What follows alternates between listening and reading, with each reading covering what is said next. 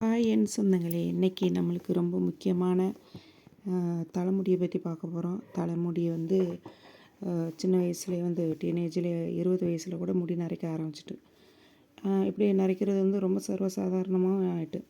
அதனால் ஹென்னா அல்லது டை இந்த வயசில் நம்ம போட ஆரம்பிச்சிட்டோம்.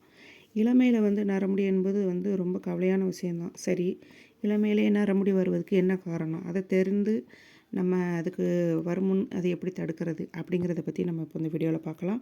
ஃபஸ்ட்டு இது என்ன காரணத்தினால வருது அப்படின்னு பார்த்தோம்னா, பாரம்பரியம் ஒரு காரணம், மன அழுத்தம், கெமிக்கல் அதிகம் கலந்த ஷாம்புவை நம்ம பயன்படுத்துறதுனாலையும், தலைமுடியின் ஃபாலிக் தன்னுடைய முடிக்கு கருமை நிறத்தை தரும் மெலனின் உற்பத்தியை நிறுத்தி விடுவது, அப்புறம் காப்பர், அயோடின், சிங்க், விட்டமின், அப்புறம் B20 போன்ற விட்டமின்ஸு மற்றும் மினரல்ஸ் உடம்பில் தேவைக்கு குறைவாக இருப்பது, தேவையான அளவு தைராய்டு ஹார்மோன் சுரக்காமல் இருக்கிறதும், அப்புறம் வந்து சிகரெட்டு பழக்கமும் இருக்கக்கூடாது. நரை வராமலேயே எப்படி அதை நம்ம தடுக்கலாம் அப்படின்னு பார்த்தோன்னா, உங்கள் உணவு பழக்கம்தான்.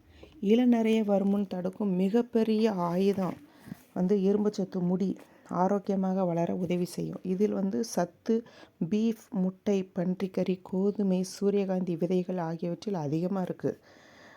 அப்புறம் பார்த்திங்கன்னா சிங்க், துத்தநாகம் அப்படின்னு சொல்லப்படுறது குறைந்தால் முடி கொட்ட ஆரம்பிக்கும். இந்த தாது உப்பு சத்து வந்து பன்றிக்கறி, சிக்கன் மற்றும் பச்சை காய்கறியில் நிறைய இருக்குது. உடலில் வந்து காப்பர் அதாவது தாமிரம் குறைந்தால் உடம்பானது மெலனின் உற்பத்தியை குறைத்து விடும்.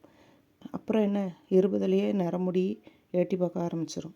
இந்த மினரல் முந்திரி, பாதாம், நண்டு, நத்தை, முட்டையின் வெள்ளைக்கரு, குடமிளகாய், அப்புறம் வெட்யூஸ் இலை, கேரட் ஆகியவற்றில் ஏராளமாக இருக்குது.